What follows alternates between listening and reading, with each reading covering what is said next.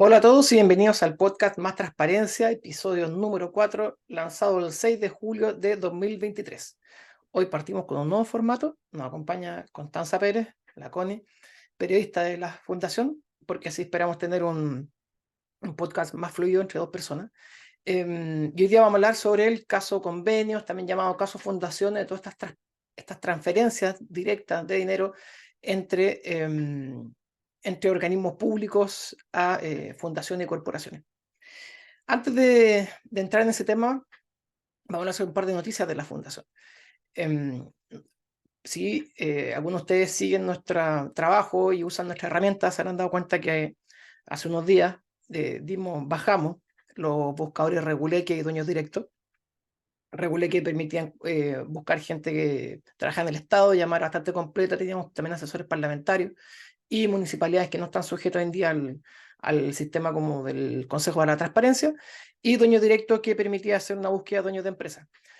La triste noticia es que tuvimos que bajarlos por falta de recursos. Hoy en día los socios que financian que nos ayudan a financiar la fundación, esa cantidad de socios no es suficiente para mantener los gastos de los servidores.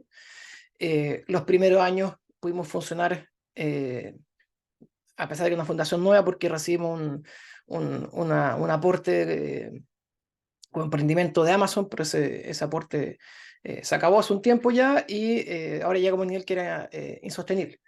Sí tenemos los datos y esperamos que a medida que sigan creciendo nuestros socios, podamos restablecer los buscadores cuando encontremos alguna forma eh, más barata o sustentable de poder mantener los servidores que tienen un costo bastante alto.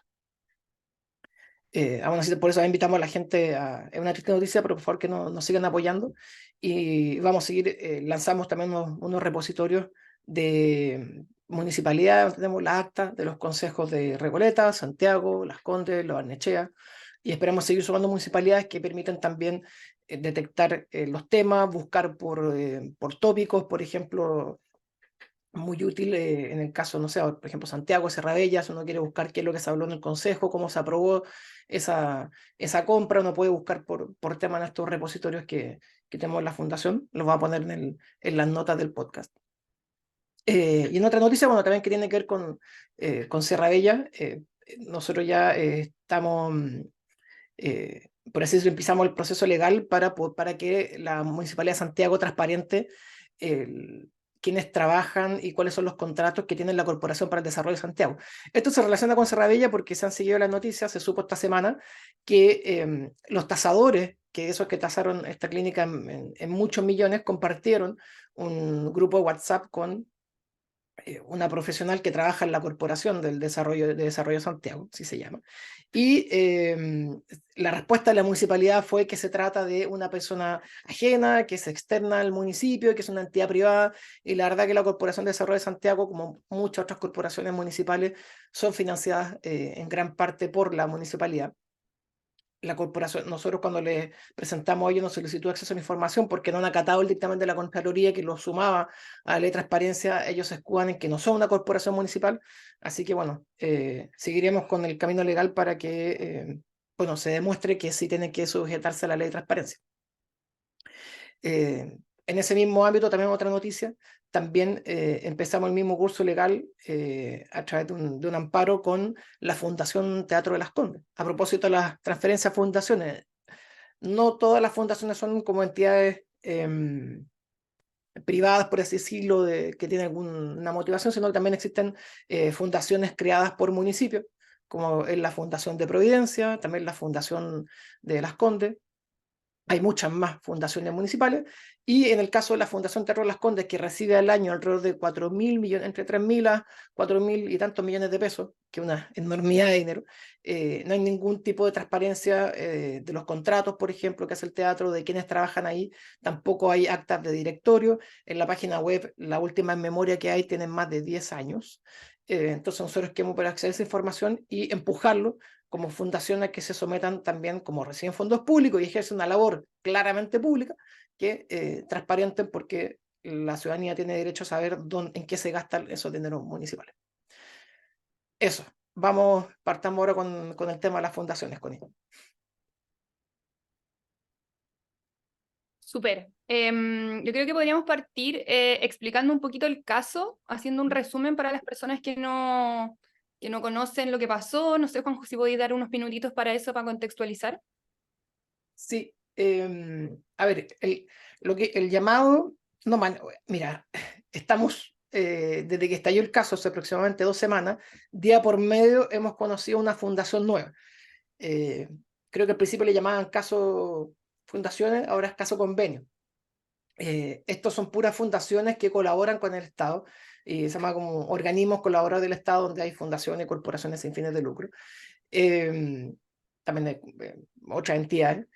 Eh, y lo que pasó es que a través de un oficio de una diputada del Partido de la Gente, se supo que hubo una asignación directa entre la Seremi de Vivienda de Antofagasta con la Fundación Democracia Viva, donde se le entregaron alrededor de 400 millones de pesos para hacer un trabajo territorial en campamento.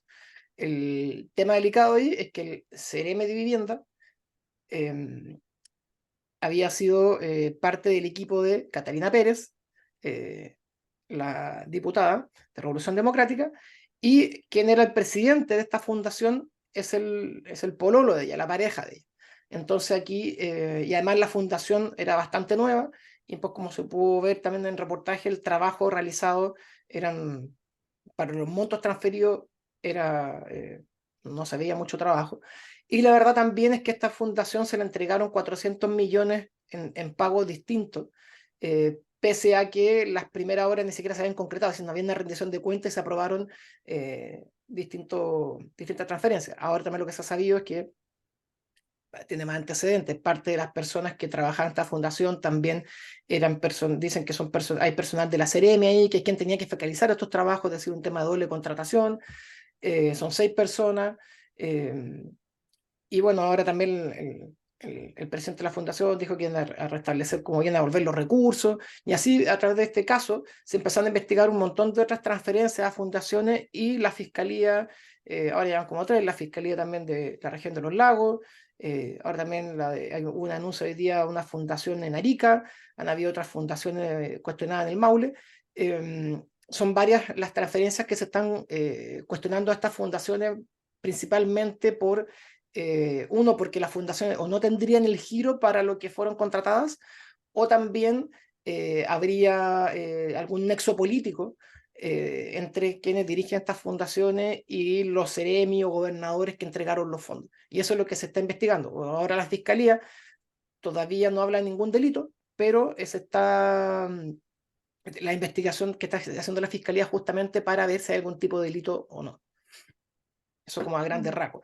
Eh, Esto es un caso que, como se están empezando, cuesta un poco, porque no hay grandes portales de transparencia para esto, de a poco se han empezado a investigar, obviamente partieron con los montos más grandes, las fundaciones más nuevas, y bueno, básicamente día por medio tenemos un nuevo caso, y esto yo creo que no va a parar dentro de no sé, lo veo para largo, en el sentido de que son miles las entidades eh, sin fin de lucro que colaboran con el Estado, y muchos los montos involucrados y cero la transparencia que, bueno, hay mucho que investigar todavía. Ahí te quería preguntar porque tú el otro día decías en una entrevista ¿Mm? que la idea tampoco es que se metan a todas las fundaciones en la misma bolsa. ¿Mm? Finalmente hay organismos colaboradores que efectivamente han hecho un trabajo o tienen historia, tienen experiencia. Entonces, cuando hablamos de delito, ¿qué delitos podrían haber acá? Porque está permitida la colaboración y el traspaso de fondos, pero ¿dónde Sí. cuáles son los puntos críticos como de estos traspasos? Bueno, eh, por ejemplo, un fraude con fondos públicos. Si se descubre que estos trabajos, por ejemplo, no fueron realizados, se habla también del caso de tráfico de influencia o negociaciones compatibles. Eh, pero acá, claro, lo que decía, a ver, esto tiene creo que tiene cosas buenas y cosas malas. Lo malo es que, bueno, una cosa es que se está metiendo quizá a todas las fundaciones en el mismo saco, y creo que ha habido cuestionamiento a muchas fundaciones solamente porque recibieron una gran cantidad de dinero, porque trabajan en muchas regiones, y la verdad que el Estado usa mucho estos organismos colaboradores. O sea, hay fundaciones que tienen como una trayectoria o historia, no sé, la Fundación para Superación de la Pobreza, que es una fundación que tiene, obviamente que siempre pueden irregularidades. Uno no puede poner la mano al fuego por nadie, pero hablamos de entidades que tienen un directorio, que tienen un como consejo corporativo, una rendición de cuentas, que tienen trayectorias de décadas de trabajo, o la Fundación para el Techo para Chile, un organismo colaborador del Estado también, el Hogar de Cristo, bomberos, es decir, hay muchas entidades eh, que son, no sé, que tienen prestigio, que tienen historia, y se está cuestionando. Y también hay fundaciones a veces más nuevas o pequeñas, por ejemplo, que hacen una labor muy importante, sobre todo hoy en día en los servicios derivados de más niñez, en el cuidado de menores. eh, y bueno, y es un peligro que creo que quizás se meta todo al mismo saco o se quiera congelar todas las transferencias. Eso no es posible. De hecho, por algo Contraloría dijo que las tomas de razón van a ser súper acotadas porque justamente se necesita esta colaboración y no se pueden parar todas las transferencias. Y lo malo, claro, es que se meta todo al mismo saco, pero lo bueno es que tiene que haber transparencia. O sea, al final, acá lo que ocurrió es que tenemos la combinación de la discrecionalidad con grandes cantidades de dinero que se puede entregar a discreción. Es decir, cuando tú tienes como un alcalde, por ejemplo, en el caso de las corporaciones, el poder absoluto para designar la entrega de recursos y a su vez esa no pasa por un mecanismo de transparencia, es como el terreno fértil para la corrupción. Y como dijo el Contralor hace unos días, la corrupción va mutando. Y es como se va adaptando, yo creo que va buscando sus lugares donde falta la transparencia. Es decir, si tú quieres cometer un ilícito, así como, no sé, el traficante busca el paso que no está vigilado para entrar al país, no va a pasar, va a intentar no pasar por la aduana, lo mismo pasa con la transparencia. Y si bien hemos avanzado mucho en la legislación de transparencia, en compras públicas, por ejemplo, o en la transparencia municipal, eh, por razones que no conozco, en el fondo indeterminadas, por fallas de la ley, la verdad. Esa transparencia no ha llegado a las corporaciones, entonces por ende los casos de corrupción en términos municipales lo vemos, que también los conozco muy bien porque es lo que hacemos en América Transparente, nos enfocamos mucho en el ámbito municipal, y los grandes escándalos que tenemos en municipios hoy en día son casi todos en corporaciones, porque tienen un nivel de transparencia menor que las municipalidades, y acá puede pasar algo similar. En el fondo, no es que no ocurra, pero requiere una mayor sofisticación poder arreglar una compra pública, donde en una compra pública se busca que haya competencia, hay transparencia de quiénes están detrás, hay un montón de documentos que se le exigen, existen plazos, etcétera, versus que acá es una asignación de recursos con ningún tipo de transparencia. En el fondo, donde tú no sabes quiénes están detrás. Yo puse este ejemplo el otro día, por ejemplo, hablando de democracia viva, era un trabajo, un campamento. Cuando el Estado designa a alguien o contrata a alguien honorario o un servicio por compras públicas para trabajar en un campamento, sabemos quién está detrás. Y eso permite hacer un cruce de conflictos de interés, puerta giratoria, calificación profesional, incluso se cuestiona las compras públicas. Oye, contrataron a tal persona y no tiene calificación o no tiene el giro. Y acá todo eso no lo sabemos. Si alguien entra al Estado para trabajar en un campamento, vamos a saber todo sobre esa persona. Quién es, cuánto gana, qué estudió. Y acá si esa persona es a través de una fundación, se desconoce. Hemos sabido en los últimos días de fundaciones, por ejemplo, que fueron contratadas para, entre otros sus trabajos, la pintada de fachadas. Eso es algo que sería contratado a una empresa a través de Chile Compra. Es algo que es perfectamente monetizable, comprable, postulable por muchas empresas. Y ese trabajo hubiese sido, hubiese sido una competencia, una cotización, se hubieran cotizado más empresas, el monto hubiese sido alto, hubiese pasado por una licitación pública, que es un proceso que tiene hartos pasos donde hay documentos de transparencia, que se le exige historia, se le exige expertise, boleta de garantía, un montón de cosas, que todo eso, acá con las fundaciones y las corporaciones, en estas asignaciones directas o convenios de colaboración, no existe. Y ese es el problema. Y lo que tiene que ocurrir ahora es que se cree ese como, que hayan reglas claras para que no se pueda contratar a una fundación, organismo colaborador por cualquier cosa. Es decir, eh, eh, solo ciertas cosas, que las cosas, ojalá la mayor cantidad de cosas que puedan ser comprables por convenio marco, una licitación que sea licitada, o compradas por Chile Compra.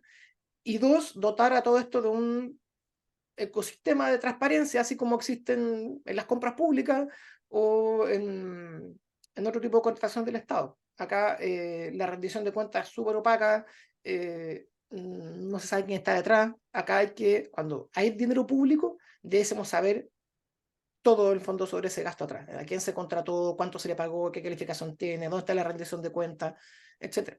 Y también, ojo, ha salido un tema de la Contraloría. Si la Contraloría visó centenares de estos traspasos y no encontró nada, y hoy en día nos estamos topando con que, bueno, están apareciendo esta irregularidad, bueno, veamos cómo fue el trabajo de la Contraloría también. Mm. Oye, y este caso, ¿cómo crees tú que va a afectar al gobierno? Entendiendo que había toda una promesa en temas de transparencia, de probidad, de buen gobierno, y estamos viendo como este caso, que sabemos que es algo que no pasó solo ahora, que también va hacia atrás, pero este es el gobierno de turno. Sí, yo creo que le pega especialmente fuerte al gobierno porque creo que parte de la mística que construyó el Frente Amplio, además de la juventud y la renovación, era esa como eh, que no eran corruptos. Es decir, George Jackson habló también de que tiene un estándar moral distinto. Yo recuerdo tiempos de campaña, se hablaba mucho de eso, y creo que también, si bien hubo muchos traspiés en la instalación del gobierno, eh, creo que la gente es paciente o se entendía que obviamente podía llegar gente que no tuviera experiencia en gobernar. Pero lo que no se esperaba era esto, que era experiencia en corrupción de manera como tan rápida, y especialmente porque el Frente Amplio fue especialmente duro con antiguos casos de corrupción, y cómo se encontró a veces una salida política para esos casos, y fueron críticos de eso, y llama mucho la atención, y creo que le pega especialmente fuerte que tan rápido nos encontremos con esto. Ahora, siendo justos también, o no justo, pero creo que poner algo de realidad, esto está recién explotando. Y así como los casos de corrupción afectan en temas de municipalidades, según el Consejo de Defensa del Estado, al 50% de las municipalidades, donde vemos corrupción en corporaciones municipales de todo el espectro político, acá creo que es cuestión de tiempo para que aparezcan, no estoy empatando, ¿no? Pero creo que es lo que hemos visto siempre con la corrupción.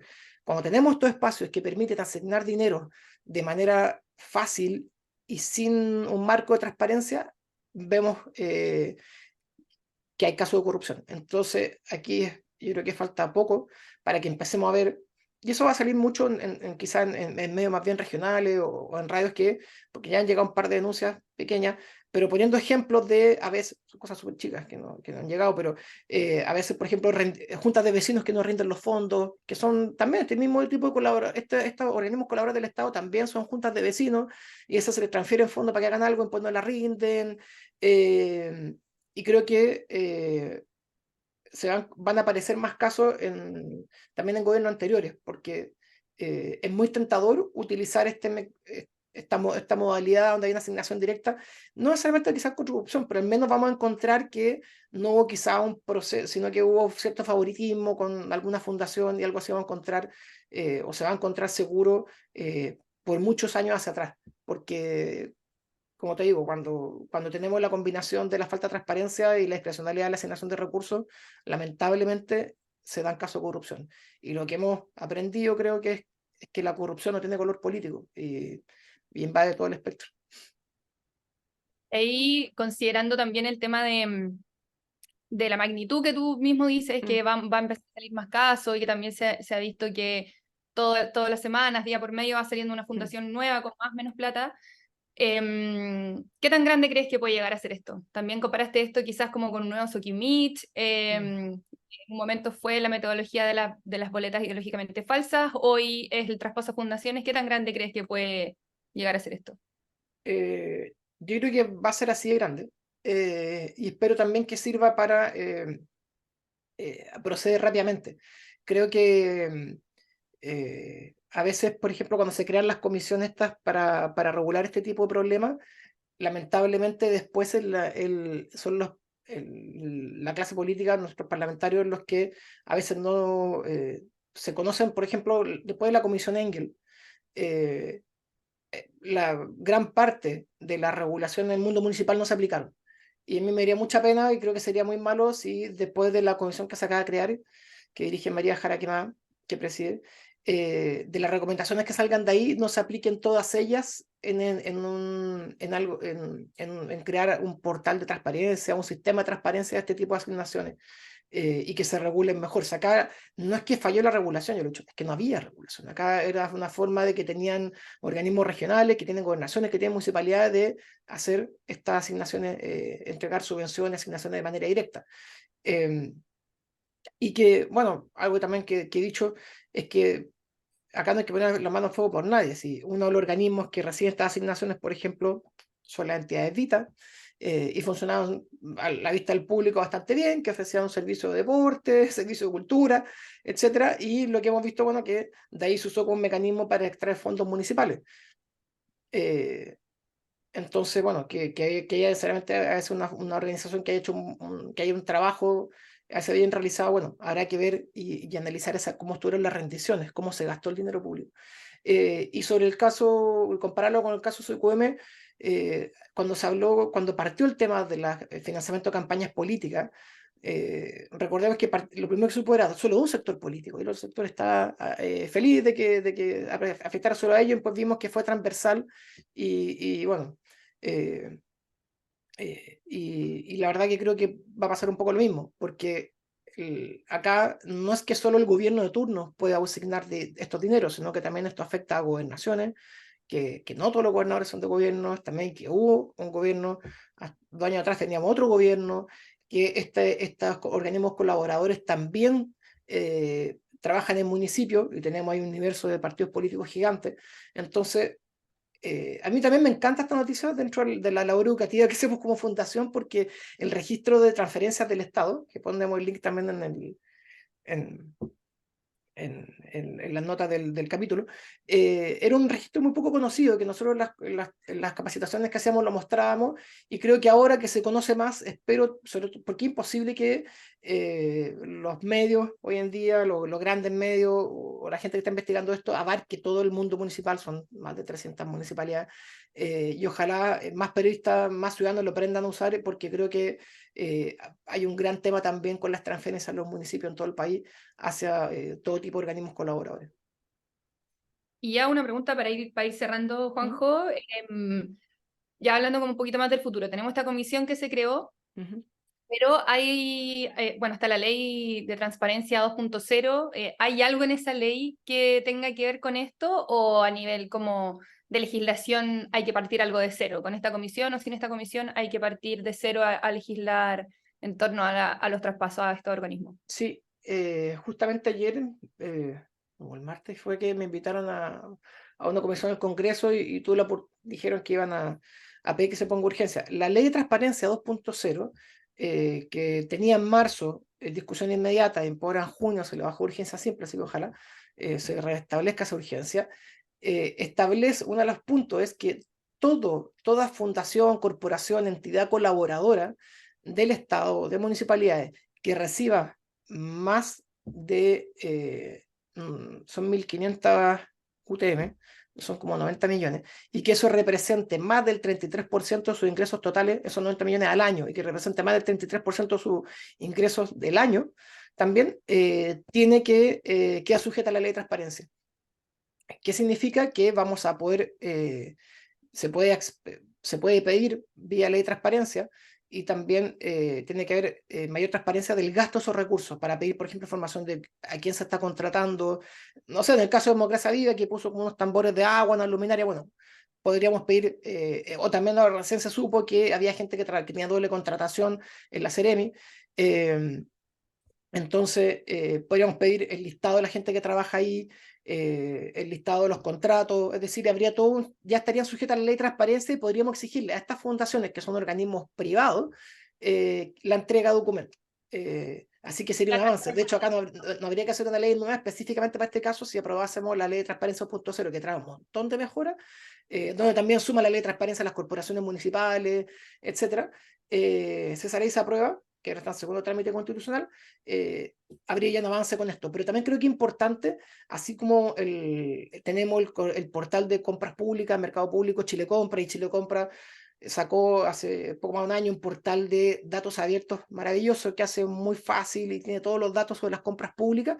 debes hacer algo así también con estas transferencias. Hoy en día lo que tenemos es la nómina y la plata y nada más. Acá cuesta encontrar y hay que ir a otros lugares para saber quiénes dirigen la fundación, pero de quiénes trabajan ahí no sabemos nada, dicen las rendiciones de cuentas menos. Y eso tiene que crearse como un sistema de transparencia, así como lo tenemos en las compras públicas. Ujú. Oye, y ayer nosotros publicamos, si podía hablar para ir cerrando este capítulo, igual que viene completamente al caso, cómo nos financiamos en América Transparente. Ah, sí, gracias. Sí, gracias por la pregunta, Connie. Qué bueno que lo decimos. Sacamos comunicado. América Transparente no recibe dinero de ningún estado, ni el Estado de Chile, ni de nadie. No recibimos fondos públicos. Nos financiamos única y exclusivamente por microdonaciones de nuestros donantes. ¿Sí? Personas que ninguna de ellas dona más, creo que ni 20.000 pesos. Y con eso financiamos la fundación. Obviamente, esos aportes, lamentablemente tuvimos que bajar los buscadores porque no son suficientes para mantener esos servidores. Así que lo invitamos a que la gente nos apoye. Estamos trabajando por mover la barrera de transparencia en términos municipales, en crear buscadores municipales. Así que lo invitamos a que apoyen nuestro trabajo también y ser usuarios de los buscadores para que nos apoyen para que vuelvan. Y también que tenemos constantemente ofertas de cursos también y talleres online, enseñando también estas herramientas para que ustedes también puedan ser fiscalizadores. Así que también hay un espacio de ayuda para nosotros y de ayuda para ustedes, para que aprendan más. Sí, creo que si no somos más ojos mirando, es difícil que paremos este tipo de cosas. Ujú. Así que eso. Ya pues, Connie, nos despedimos. Gracias a todos los que nos escucharon y llegaron hasta acá. Oye, Connie, gracias por acompañarme en el podcast también. Están solos. Dale, que estés bien. No, Juanjo, estamos Chao. hablando entonces.